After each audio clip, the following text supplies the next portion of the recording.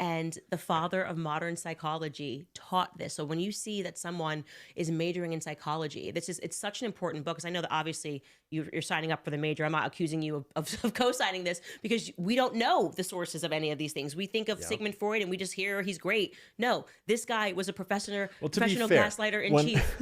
When I first heard about Sigmund Freud's, like, his whole theory in, I think, middle school, it rang some bell. It was like, this is not right. This is weird. Like, I've never, the whole Oedipus complex thing, like, it just does not pass the sniff test, even as a child, as an adult. Nowhere in between does that pass the sniff test if you're anywhere normal at all. Oh, yeah. So it's kind of crazy that they got away with it passing the sniff test for so long, and that it's taught in, like, normal mainstream colleges and universities and community colleges, and no one's asking any questions about this. That is pretty weird. Yeah, and there's so much more that, like, about him, like Wilhelm Fleece, by the way. If you want to look up this guy, Wilhelm Fleece, Fleece is spelled Fleiss. This was Sigmund Freud's best friend, and according to this guy Jeffrey Masson, also his lover.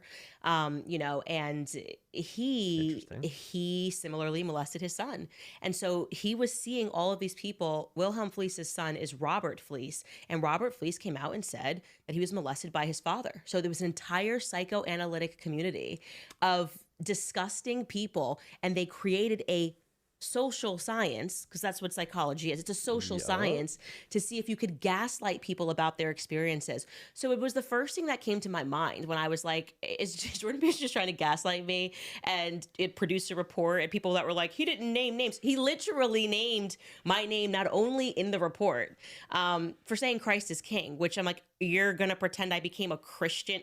My first book was published in 2018, and I wrote about my biblical upbringing with my grandfather and included biblical quotes all throughout it. You're not going to gaslight me about my Christianity. I've declared Christ as king my entire life. But to see that method of someone who doesn't declare Christ as king, believes in psychology, believes in his own, like... No, he doesn't even believe in his own rhetoric. I mean, clean your room, Jordan. We've all seen the clip of Jordan's room.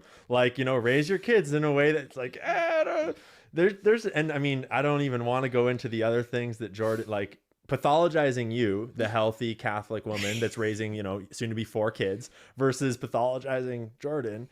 It's not a comfortable conversation to have once you start looking at it, clearly. And it's so backwards that he would try to pathologize you in his shoes. And what's crazy is, like, a psychopath is Ted Bundy. Yeah. Like, someone says Ted Bundy.